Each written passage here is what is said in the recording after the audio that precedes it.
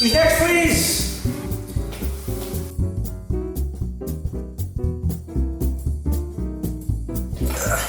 Mr. Smith? No. Right, what are you getting done, mate? One back inside and just skim over the top, please. See off. So you're excited then? Yeah, can't wait. How are you feeling? Good, sounds. Well, yeah, I'd make done now and then just make weight now. So when are you going tomorrow? Yeah. Oh, well, you've come a long way since I started coming over here about 13 years What was ago. that barbershop called? Long man. Phil's. Was it called Phil's? Phil's the barber, yeah. Yeah, when we worked there. Years ago that, man. And you were a painter. Yeah. I remember the first time I saw you. You were always hanging out in Lee's shop. Yeah. And like I knew your Paul was, I didn't know your Stephen. And like I never cut your hair. I remember you used to have bad snarls haircuts from somewhere in exactly. Yeah. And I never used to blend it in. And like your Callum's the first ever you come in out of like all your family and that. And he was only about 2 foot. Were you boxing then? Amateur, yeah. I didn't even know you were a boxer at the time. Like I knew your Paul was. So then probably that was around the time I didn't want to box. Just box because when I signed and that's it, I was alright at it, like I was winning. So that's when I started to carry on and I started winning national titles in the amateurs. So you just went because like your Paul and Stephen were going? Basically, yeah. Was your Callum? And Callum was already going. So he was boxing before you? Yeah. So did you just go for a laugh, just something to do? What made me finally go, 2 lads I hung around with, you know, by Lee's shop on County Road. They said they started boxing in the Kirkdale. And like the Kirkdale, our Paul and Stephen boxed in the Rotunda. So, I think the rivals, do you know what I mean? But it's like someone opened a barber shop referred to our County Road. Yeah. Do you know what I mean? We knew them all there. Yeah. You know, a few of the mates went there, but at the end of the day, the different gyms, you can box against them. So I said, I'm gonna go to the Rotunda and box you two. Not knowing at the time, like one of them, like, how did he come here? Aidan Costello and Thomas Brothers, both of them were massive. Well, too big for me, but I didn't know that at the time. And then 3 months later, I had my first fight, they'd both gypped in. So you had to prove a point to them and then just... Yeah. So when we owe them a thank you, don't we? You are? Probably owe them a thank you. Well, that's what started it, like, I suppose. If you've just done it for you, well, you've just done it for something to do. Did you feel like a pressure then because of your brothers or? Like, no, because when I started at 14, but I was one of them little tearaways that I never even thought about anything like that. I didn't give a shit about what. Like, I probably never even realised there was any pressure on me or anything. I was a little shit, I didn't give a shit what anyone said. I should probably love to fight then. Once I started fighting, obviously the buzz of winning, and I like fighting. That's what probably kept me going for a bit. And then, so when I turned 17, I started learning and I won my first title. So that's when, obviously when in the amateurs I had 2 more titles meant to Paul and Stephen, I knew how hard it was to win a national title. So when I won one, I thought, oh, I must be alright. Yeah. I must be doing something right. So that's what kept me going through 17, 18, and kept me boxing. So you probably put less pressure on yourself than... Yeah, there was always Callum, it was always half a Callum then, because there was always 3 of us, especially from then on in. We'd always done the tournaments first, and even when we turned pro, you know, we'd all made our debut before Callum. We'd all won a British title before Callum. So everything we've done, then pressure on Callum then. And obviously now we're old enough to understand that people are going to keep putting pressure on us. So you never went to like, I know like Callum and Stephen and Paul, they went to Commonwealth Games. Is it Callum go to Commonwealth Games? Yeah, Callum, yeah. But you never went, did you? No, I turned pro. The next major for me would have been the Commonwealth, John. Yeah. And Callum went them, funny enough. I won the senior ABAs the year the Olympic team was already picked. So it was a case of waiting 2 years to go to Commonwealth Games or turning pro, and I did. And I always wanted to be in the pros anyway.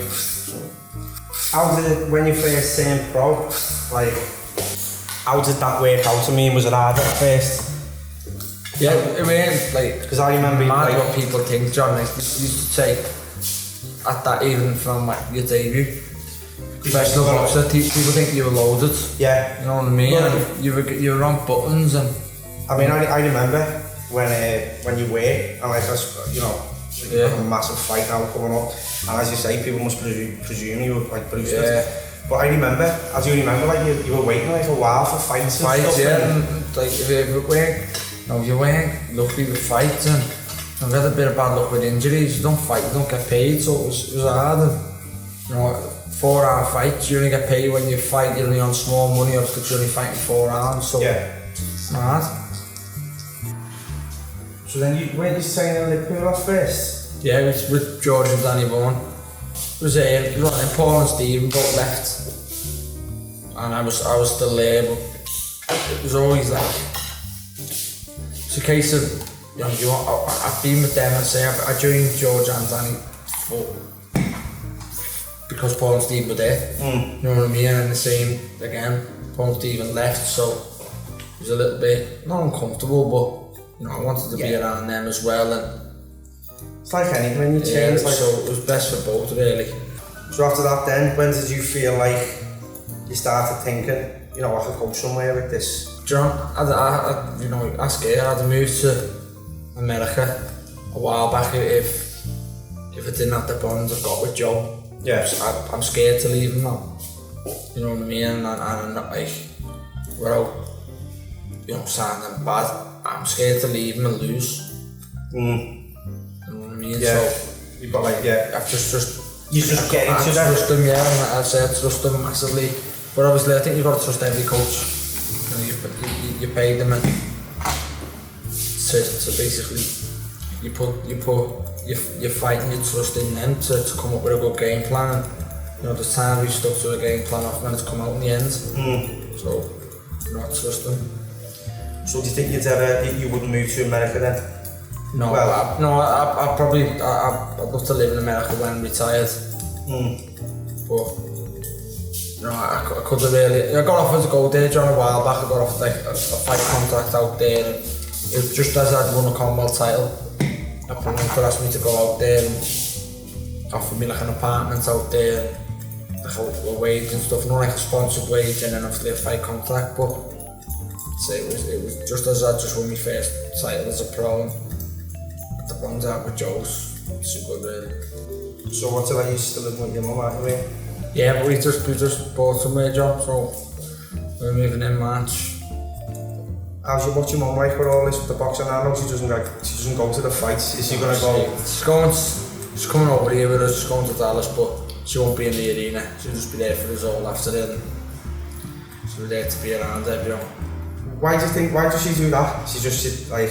She hates it because the first time she ever went to one, Paul boxed for England, big fancy dinner show, he knocked the kid out, so she just hates it ever since that. So, you know, that poor kid's mum's sitting back in Canada, and you know, her son's lying asleep on the floor, and she's waiting for the same phone call we used to wait for with my mum. Like, you know, we used to wait for phone calls, whether we won or lost, when we were all abroad, so, you know, she hates it ever since then. Yeah, so she's rather just not that type of thing. So like, whereabouts was it that you grew up when you were a kid? Was it around Cape always? Yeah, we were right by the gym, that's what I mean as well, but with the gym side to it. The gym's a stone throw away from the house, so Paul just went round there with one of his mates. Obviously in the front, I used to play footy outside the house rather than box, so then 16 Stephen caught me smoking early on when I was a kid. Really? Yeah, you smoking? Yeah, well I was about to, Stephen caught me and then just dragged me home. That's my mum done, that's why she says she moves out. We moved from down there, it was because of me. But Yeah, because you were the little rebel, the little tearaway. Yeah, she says it was because of me, but... Was your dad a boxer? No. Oh, Loads ask, but he loves it, but he wear a boxer. As your dad's been like dead important with all this stuff, hasn't he? Well, probably more than most, you know what I mean? You can have, especially through the amateurs, he's spent every penny he's ever earned, and you know, he's travelled some miles with us to all the years of boxing. Do you think it's your dad's, well obviously your family, that's give you that mindset to think like, because like there's like a working class attitude that people can't achieve or get to like the level Said the you've got other to. day, along them lines, it's hard to put it because I just think we're from a solid, strong family that like, you know, Yeah, same, I think it was the other day, mum and dad been married 30 odd years, I think something like that, Yeah. 31 years maybe. do you think like, just having that mindset, like do you think that was your mum and dad who sort of, because not everyone's got that mindset, like that self-belief, and that I think that's what makes people like achieve like where you have got to, because is it a coincidence that it's 4 brothers? Yeah, well, I said that's mad, that's what's so unique about it, John, that like, there's 4 of us, that we've done something that'll probably never be done again. You know, you ask someone ask a kid in 50 years time, I bet it still hasn't been done, that like, 4 of us have all become British champions.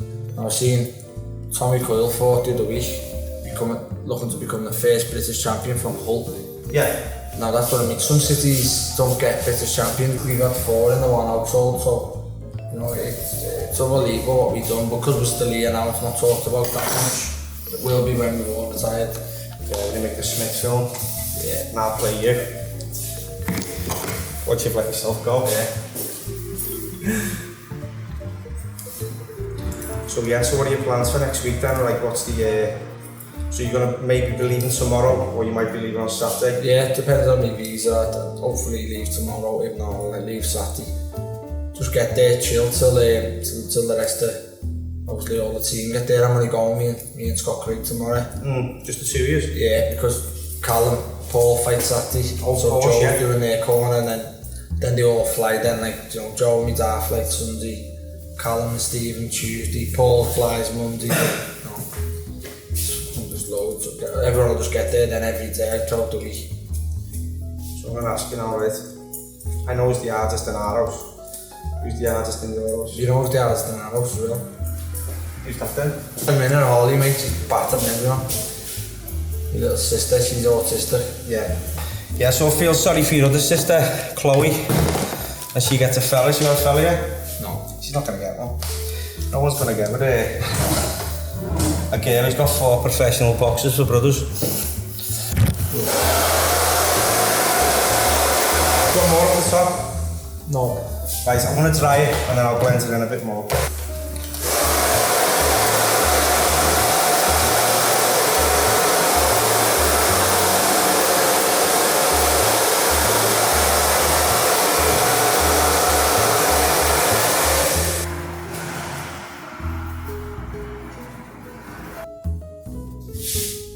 Liam's only just changed his hair because he's been having a 2 in the nose for about 13 years.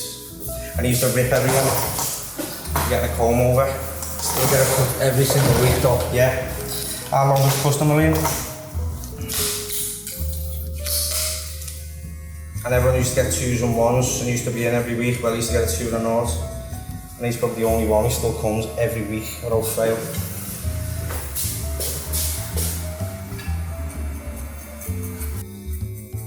And he's the only fella in all after he dyes his hair, correct? Everyone's copying me now, I that. know that. So obviously this is the fucking biggest fight of your life. You feeling good? No, I'm confident, like, I'd say he'll win anyway, that obviously, but as you know, obviously, I'm confident going, we're confident going, and obviously from over there, from their side, I'm being lit off by a few people, so can't wait to get there and upset them over there. How do you feel about like all the people from around here? And like you were telling me earlier on, how many people from around here do you think are going? I can only get anything from 800 to 1,000, 1,200 even, which is unbelievable, especially for someone like myself. As you say, someone who's been from Nigeria for years. And it's not just people like you know here as well. It's just people from Bolton really. They know so, like, loads of them, like, well, when you do the day, like, the pubs are going to be empty. Yeah. I'm thinking like knowing the people around here, I'm thinking because a lot of people going to Vegas first, aren't they? I'm thinking some of them are even going to make some fight. Yeah, everyone from like up from the road now are going everyone.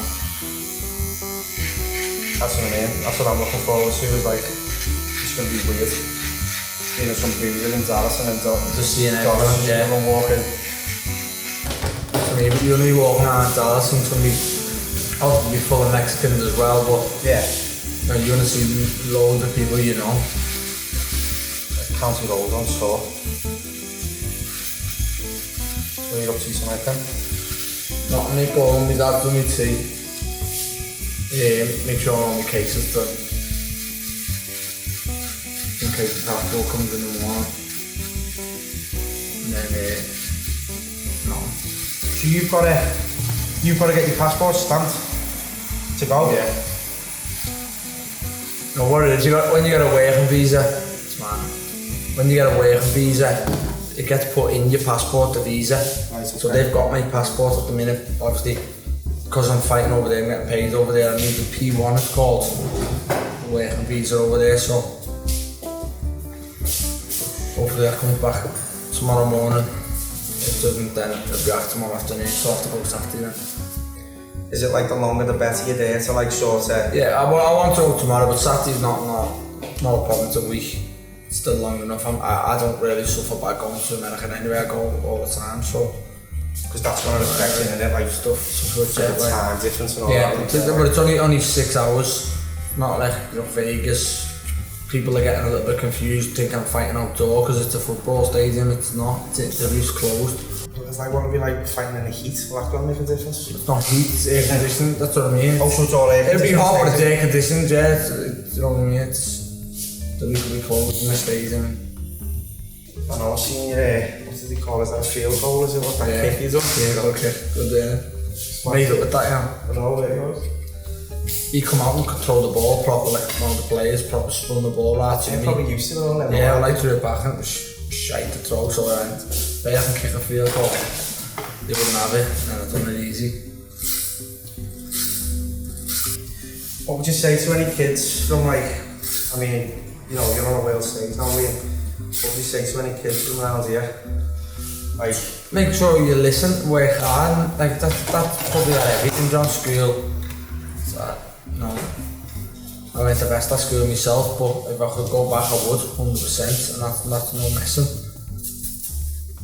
You always get told the best days of your life, and you know, when you were there you ate it, but then when you go past it, you know, they were telling the truth, so just listen, work hard, and you know, it doesn't matter if you're not the most talented.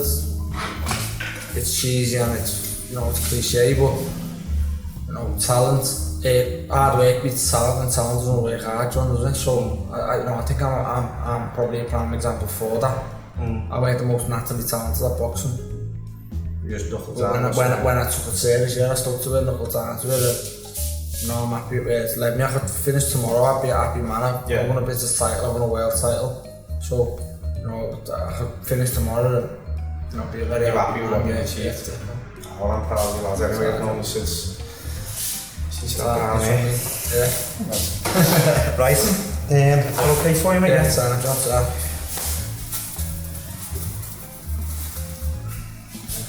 No towels? No, towel machines off, mate. Sorry. It was a pleasure. Thank you very much. Nice